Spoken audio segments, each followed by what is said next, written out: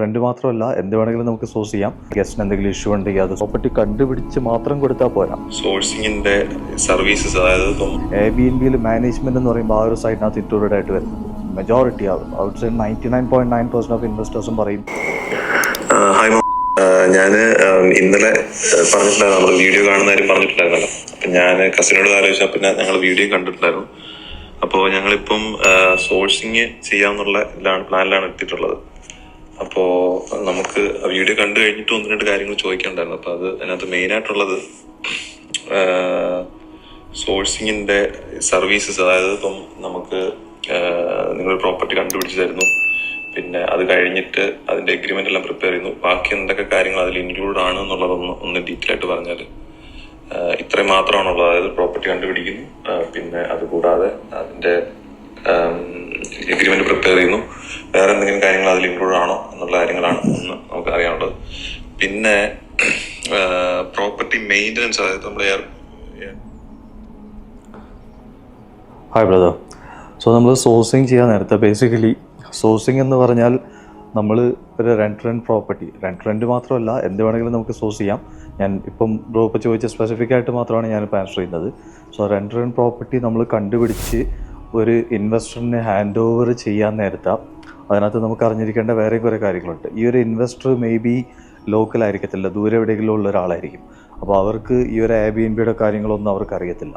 അപ്പോൾ നമ്മൾ ഈ ഒരു പ്രോപ്പർട്ടി അവർക്ക് ഹാൻഡ് ഓവർ ചെയ്യാൻ നേരത്തെ ഇത് കഴിഞ്ഞിട്ടുള്ള കാര്യങ്ങൾ, അതായത് ഇപ്പോൾ നോർമൽ റെൻറ്റ് HMO ആണെങ്കിൽ വാടകക്കാരെ കയറ്റുന്നത്, Airbnb ആണെങ്കിൽ നമ്മൾ ബുക്കിങ്സ് എല്ലാം മാനേജ് ചെയ്യുന്നത്, ഇതുപോലത്തെ കാര്യങ്ങളെല്ലാം നമ്മൾ തന്നെ ആയിരിക്കും മാനേജ് ചെയ്ത് കൊടുക്കേണ്ടി വരുന്നത്. അപ്പോൾ നമുക്ക് എന്താ പറയുക, നമ്മളൊരു Airbnb ആയിട്ട് റൺ ചെയ്യാത്ത പ്രോപ്പർട്ടി എടുത്ത് ആ ഓരോ പ്ലാറ്റ്ഫോംസ്, അതായത് Airbnb, Booking.com, VRBO, TripAdvisor, ഇതിനകത്തെല്ലാം പ്രോപ്പർട്ടി നമുക്ക് ലിസ്റ്റ് ചെയ്യണമല്ലോ. അപ്പോൾ ലിസ്റ്റ് ചെയ്യുന്ന കാര്യങ്ങൾ, അതുപോലെ ബുക്കിങ്സ് വരാൻ നേരത്തെ അത് മാനേജ് ചെയ്യുന്നത്, ഗസ്റ്റിൻ്റെ communication, check in check out, ഇതിൻ്റെ എല്ലാം ഇൻസ്ട്രക്ഷൻസ്, അത് കണക്ക് എന്താ പറയുക, ഗസ്റ്റിന് എന്തെങ്കിലും ഇഷ്യൂ ഉണ്ടെങ്കിൽ അത് സോർട്ട് ചെയ്യുന്നത്, ഡിസ്പ്യൂട്ട്സ് എന്തെങ്കിലും വന്നാൽ അത് റിസോൾവ് ചെയ്യുന്നത്, അത് കണക്ക് ഫൈനാൻസസ്, ഡെപ്പോസിറ്റ് കളക്ട് ചെയ്യുന്നത്, അവർക്ക് റീഫണ്ട് ചെയ്യുന്നത്, അതുപോലെ എന്തെങ്കിലും എന്താ പറയുക ഈ അവർക്ക് കമ്മ്യൂണിക്കേഷൻ, നമ്മൾ ജനറൽ ഇൻസ്ട്രക്ഷൻസ് കൊടുക്കുന്നത്, അതായത് വൈഫൈ, ഹീറ്റിംഗ്, ഇതുപോലത്തെ എല്ലാ കാര്യങ്ങളും നമ്മൾ അവർക്ക് പറഞ്ഞു കൊടുക്കണം. അപ്പോൾ ഇതെല്ലാം ഇൻക്ലൂഡഡ് ആണ് ഈ ഒരു Airbnb മാനേജ്മെൻറ്റ് എന്ന് പറയുമ്പോൾ. അത് കണക്ക് നമുക്ക് ക്ലീനറായിട്ടുള്ള കമ്മ്യൂണിക്കേഷൻ, ലോണ്ട്രി, ചേഞ്ച് ഓവർ, അത് കണക്ക് അത് ലോണ്ട്രി കമ്പനി കൊണ്ട് കൊടുത്ത് സാധനങ്ങളൊക്കെ മാറ്റുന്നത്, കണക്ക് പുതിയ ഗസ്റ്റ് വരുന്നതിന് മുന്നേ എല്ലാം സോർട്ട് ചെയ്ത് വെക്കുന്നത്, ഇതുപോലത്തെ എല്ലാ കാര്യങ്ങളുമാണ് നമുക്കൊരു നോർമൽ Airbnb മാനേജ്മെൻറ്റ് എന്ന് പറയുമ്പോൾ ആ ഒരു സൈഡിനകത്ത് ഇൻക്ലൂഡഡ് ആയിട്ട് വരുന്നത്. ഒരു HMO പ്രോപ്പർട്ടി എന്ന് പറയുന്ന നേരത്തെ അതിനകത്ത് മാനേജ്മെൻറ്റ് എന്ന് പറയുമ്പോൾ കുറച്ച് ഡിഫറെൻറ്റാണ്. കാരണം നമുക്ക് ഈ ഒരു ചേഞ്ച് ഓവറോ ലോണ്ട്രിയോ അങ്ങനത്തെ കാര്യങ്ങളൊന്നും വരുന്നില്ല. പക്ഷേ നമ്മൾ ടെനൻറ്റിനെ എടുക്കാൻ നേരത്തുള്ള tenant referencing, credit check, affordability check, അത് കണക്ക് അവർക്ക് എന്തെങ്കിലും CCG അതുപോലത്തെ കാര്യങ്ങൾ എന്തെങ്കിലും ഉണ്ടോ, അതുപോലെ അവർ എടുത്തു കഴിഞ്ഞ് അവർക്ക് വ്യൂയിങ് കണ്ടക്ട് ചെയ്യുന്നത്, ഓപ്പൺ വ്യൂയിങ് കണ്ടക്ട് ചെയ്യുന്നത്, അതുപോലെ അവർ കയറി കഴിഞ്ഞിട്ട് എന്താ പറയുക, നമ്മൾ അവർക്ക് എന്തെങ്കിലും ഇഷ്യൂസ് വരാൻ നേരത്തെ നമ്മൾ ഹാൻഡിമാനെയൊക്കെ സോർട്ട് ചെയ്ത് വെക്കുന്നത്, ഇതുപോലത്തെ കാര്യങ്ങളൊക്കെയാണ് ഒരു HMO മാനേജ്മെൻറ്റ് എന്ന് പറയുന്നത്. കുറച്ചും കൂടി കുറവാണ്. പക്ഷേ ഒബ്വിയസ്ലി HMO നമ്മൾ എടുക്കാൻ നേരത്തെ നമുക്ക് Airbnb പോലെയല്ല, നമുക്ക് ലൈസൻസിങ്ങിൻ്റെ ആവശ്യങ്ങളൊക്കെ ഉണ്ട്. അപ്പോൾ അതൊക്കെ നമുക്ക് ചെയ്തു കൊടുക്കണം. ഈ ഒരു ഇൻവെസ്റ്റ് നമ്മൾ സോഴ്സ് ചെയ്യാൻ നേരത്തെ നമ്മളൊരു പ്രോപ്പർട്ടി കണ്ടുപിടിച്ച് മാത്രം കൊടുത്താൽ പോരാ. കാരണം അത് വെരി റയർലി അങ്ങനത്തെ ഒരു ഇൻവെസ്റ്ററിനെ കിട്ടത്തുള്ളൂ. അപ്പോൾ ചില മെജോറിറ്റി ഔട്ട് സൈഡ് 99.9% ഓഫ് ഇൻവെസ്റ്റേഴ്സും പറയും നമ്മൾ തന്നെ എല്ലാം ചെയ്തു തരണം എന്നായിരിക്കും അവർ പറയാൻ പോകുന്നത്. അപ്പോൾ ഇതിനെല്ലാം നമ്മൾ പ്രിപ്പയർഡ് ആയിരിക്കണം. ഓക്കെ, പ്രോപ്പർട്ടി മെയിൻ്റനൻസിനകത്ത് നമുക്ക് ഒരു ഇത് പറഞ്ഞിട്ടുണ്ടായിരുന്നു, ഒരു ക്ലോസ് നമ്മൾ എഗ്രിമെന്റ് പ്രിപ്പയർ ചെയ്യുന്നത് ഒരു £250 വരെയുള്ള മെയിൻ്റനൻസ് ആണെന്നുണ്ടെങ്കിൽ നമ്മൾ ചെയ്യണം, അതിന് മുകളിലേക്കുള്ളതാണെങ്കിൽ ലാൻഡ് ലോഡ് ചെയ്യുന്നുള്ള രീതിയിലൊരു ക്ലോസ് കോൺട്രാക്റ്റിൽ വെക്കുന്ന കാര്യം പറഞ്ഞിട്ടുണ്ടായിരുന്നു. അപ്പോൾ ആ 250 എന്നൊക്കെ പറയുന്നത് അത് എങ്ങനെയാണ് കാൽക്കുലേറ്റ് ചെയ്യുന്നത്, അല്ലെങ്കിൽ അതിനെപ്പറ്റി ഡീപ്പായിട്ടുള്ള ക്വസ്റ്റൻ ആണ്, എന്നാലും അതിന്റെ കാര്യങ്ങളൊന്ന് അറിഞ്ഞ കൊള്ളായിരുന്നു. പിന്നെ അതുപോലെ മാനേജിങ് ഫീയുടെ കാര്യം പറഞ്ഞിട്ടുണ്ടായിരുന്നു. നമ്മളിപ്പം സോഴ്സിങ് എടുക്കുകയാണെന്നുണ്ടെങ്കിൽ അത് നിങ്ങൾ അവിടെ നിന്ന് മാനേജ് ചെയ്ത് തരുന്നുള്ള രീതിയിലൊരു സംഭവം പറഞ്ഞല്ലോ. അപ്പോൾ മാനേജിനകത്ത് എന്തൊക്കെ സർവീസസ് ആണെന്നുള്ളത്, അതായത് ഇപ്പം ലോണ്ടറി അല്ലെങ്കിൽ ക്ലീനിങ്, ഇതുൾപ്പെടെ അല്ലാതെ ഇപ്പം നമ്മളിപ്പം ഇവിയോ എന്ന് പറഞ്ഞൊരു സോഫ്റ്റ്വെയറിൻ്റെ കാര്യം പറഞ്ഞിട്ടായിരുന്നു. അപ്പം അതിൽ നമുക്ക് ആക്സസ് ഉണ്ടാവും, നമുക്ക് കാണാൻ പറ്റുമോ എന്തൊക്കെയാണ് നമ്മുടെ ആ പ്രോപ്പർട്ടിയിൽ ഉള്ളതെന്നുള്ളത്, അങ്ങനെയൊക്കെയുള്ള അതിൻ്റെ കാര്യങ്ങളോടൊന്നും അറിയാൻ കൊള്ളാം. ഈ മെയിൻ്റനൻസ് £250 എന്ന് പറഞ്ഞാൽ അതൊരു സ്പെസിഫിക് ഫിഗർ നമ്മൾ കാൽക്കുലേറ്റ് ചെയ്യുന്നതൊന്നുമല്ല കേട്ടോ. നമ്മൾ we just say A figure to the land Lord. നമ്മൾ അപ് ടു 200 250 300 നമുക്ക് ഇഷ്ടമുള്ള ഒരു ഫിഗർ അത്രയും നമ്മൾ കവർ ചെയ്ത് തരുമെന്ന് നമ്മൾ ലാൻഡ് ലോർഡിനോട് പറയുന്നത് നമ്മൾ ഒരു ഇൻസെൻറ്റീവ് കൊടുക്കുക നമ്മൾ ലാൻഡ് ലോർഡിന് വേണ്ടിയിട്ട്. അപ്പം ഇതെല്ലാം ഈസി ആയിട്ടാണ് നമ്മളൊരു പ്രോപ്പർട്ടി സെക്യൂർ ചെയ്യുന്നത്. അപ്പോൾ അതിനുവേണ്ടി നമ്മൾ ജസ്റ്റ് പറയുന്നൊരു ഫിഗറാണ്. അത് is totally up to you. നമുക്ക് വേണമെങ്കിൽ അത് ചെയ്യത്തില്ല എന്ന് പറയാം. ചിലപ്പോൾ 200 പൗണ്ടോ 500 ഈവൻ 1000 പൗണ്ട്, അതെല്ലാം നമ്മൾ ഇഷ്ടമാണ്. നമുക്ക് എത്ര പറയണം എന്നുള്ളത് നമ്മൾ ഇഷ്ടമാണ്. നമ്മൾ നെഗോഷിയേറ്റ് ചെയ്യാൻ നേരത്ത് അവർ അക്സെപ്റ്റ് ചെയ്യാൻ വേണ്ടി നമ്മൾ we just play around with figure. അത് ബേസ് ചെയ്തായിരിക്കും നമ്മൾ പറയുന്നത് ലാൻഡ് ലോർഡിൻ്റെ അടുത്ത്. പിന്നെ മാനേജ്മെൻറ്റ് ഞാൻ നേരത്തെ പറഞ്ഞല്ലോ, നമ്മൾ എന്തൊക്കെയാണ് ലോണ്ടറിയുടെ കാര്യങ്ങൾ, ഇതെല്ലാം ഞാൻ ഒരുപാട് കാര്യങ്ങൾ നേരത്തെ മെൻഷൻ ചെയ്തല്ലോ. അതെല്ലാം ആയിരിക്കും ഈ ഒരു പ്രോപ്പർട്ടി മാനേജ്മെൻറ്റ് എന്ന് പറയാൻ നേരത്തെ Airbnb, അതായത് സർവീസ്ഡ് അക്കോമഡേഷനിലും അതേ കണക്ക് HMO പ്രോപ്പർട്ടീസ് എടുക്കുകയാണെങ്കിൽ അതിൻ്റേതായ ഡിഫറെൻറ്റ് മാനേജ്മെൻ്റ് ആയിരിക്കും. അതൊക്കെ ആയിരിക്കും ഇൻക്ലൂഡഡ്.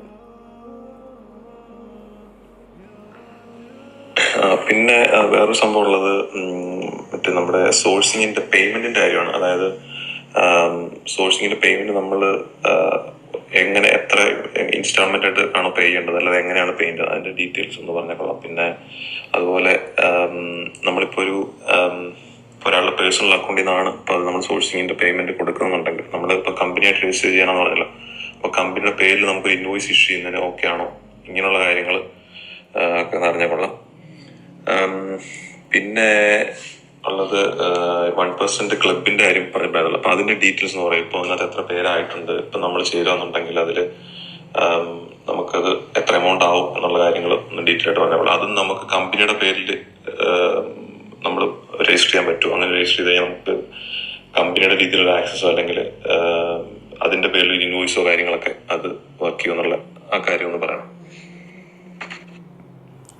സോ നമ്മൾ സോഴ്സിങ് ഫീ എന്ന് പറഞ്ഞാൽ നമ്മളത് ചാർജ് ചെയ്യുന്നത്, അത് ഡിപ്പെൻഡ്സ് ഓൺ നമ്മൾ സോഴ്സ് ചെയ്യുന്ന ഒരു സ്പെസിഫിക് പ്രോപ്പർട്ടിയിൽ നിന്ന് what sort of return on investment is the investor getting. അത് ബേസ് ചെയ്താണ് നമ്മൾ സോഴ്സിങ് ഫീ ചാർജ് ചെയ്യുന്നത്.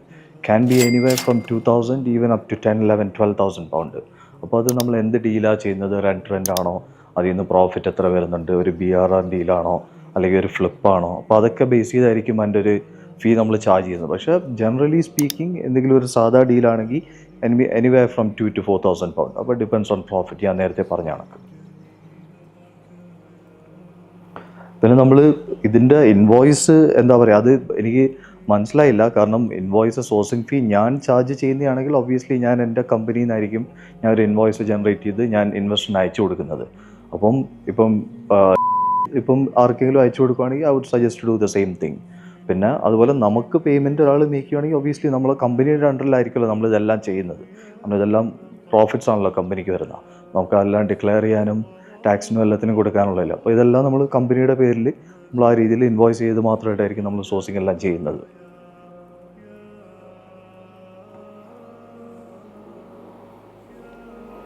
സോ 1% ക്ലബിൽ നമുക്ക് അറ്റ് ദ മോമെൻറ്റ് 13 സ്റ്റുഡൻസ് ആണുള്ളത്. അപ്പം നമ്മുടെ ഡിസ്കൗണ്ട്സ് ഒബ്വിയസ്ലി ആപ്ലിക്കബിൾ ആണ്. അപ്പോൾ അത് ഓരോ സ്റ്റുഡൻസ് കയറുന്നതനുസരിച്ച് ഡിസ്കൗണ്ട് ചേഞ്ച് ആയിക്കൊണ്ടിരിക്കും. അപ്പോൾ അതിൻ്റെ ഡീറ്റെയിൽസ് ഞാൻ ലൈവ് വെബിനാറിനകത്ത് ഞാൻ മെൻഷൻ ചെയ്തിട്ടുണ്ട്. അപ്പം ഇപ്പോൾ കറൻ്റ്ലി 13 സ്റ്റുഡൻസ് ആണുള്ളത്. സോ വെബിനാർ കണ്ടിട്ടുണ്ട് എന്നുണ്ടെങ്കിൽ അതിനകത്ത് ഡീറ്റെയിൽ ആയിട്ട് പറയുന്നുണ്ട്. അപ്പോൾ ഓരോ ആൾക്കാർ കയറാൻ നേരത്തെ എത്രയാണ് ആവുന്നത്, അങ്ങനെയുള്ള ഡീറ്റെയിൽസ് എല്ലാം.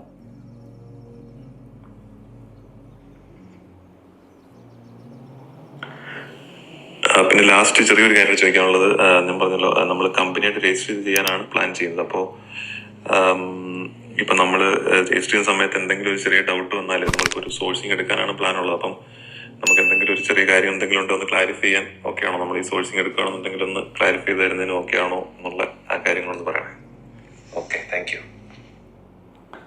സോ കമ്പനി രജിസ്റ്റർ ചെയ്ത് സോഴ്സിങ് ചെയ്യുന്നത് എനിക്ക് മനസ്സിലായി. എന്തെങ്കിലും ഡൗട്ട്സ് വന്നാൽ ക്ലാരിഫൈ ചെയ്യുന്നത് എനിക്ക് മനസ്സിലായില്ല. I U asking if you are A member of the 1% club?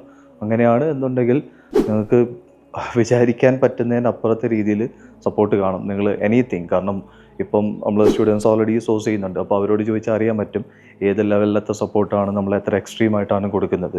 Our property എടുക്കുന്ന കോൺട്രാക്റ്റ്, ഫേർണിച്ചർ, റീഫേബ്, ലാൻഡ്ലോഡായിട്ടുള്ള നെഗോഷിയേഷൻ, പ്രൈസ്, എത്ര ചാർജ് ചെയ്യാൻ പറ്റും, റൂമിൻ്റെ റെൻറ്റ്, അതിനൊക്കെ നമുക്ക് പ്രോഫിറ്റ്സ് മേക്ക് ചെയ്യാൻ പറ്റുന്ന ഫിഗേഴ്സ്, ഇതുപോലത്തെ everything what ever you can think of, ഇതെല്ലാം നമ്മൾ ഡിസ്കസ് ചെയ്യുന്നതാണ് ക്ലബ് മെമ്പർ ആണെങ്കിൽ മാത്രം. കാരണം അല്ലെങ്കിൽ നമുക്ക് എന്താ പറയുക, ഞാൻ പറ്റുന്ന അത്രയും ഞാൻ ആൾക്കാർക്ക് മെസ്സേജ് അയക്കാറുണ്ട്. ഇപ്പോൾ തന്നെ അയച്ച് ഞാൻ റാൻഡമായിട്ട് കുറേ പേര് പിക്ക് ചെയ്ത് ഞാൻ റിപ്ലൈസ് കൊടുക്കുന്നതാണ്. ഞാൻ I am sure you can imagine at least ഒരു 20 to 50 ആൾക്കാരെങ്കിലും ഡെയിലി എനിക്ക് മെസ്സേജസ് വരുന്നുണ്ട്. അപ്പം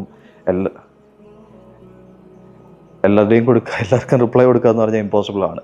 അപ്പോൾ ഞാൻ മാക്സിമം ആൾക്കാരെ എടുത്തെടുത്ത് ഞാൻ റിപ്ലൈ കൊടുക്കുന്നേ ഉള്ളൂ.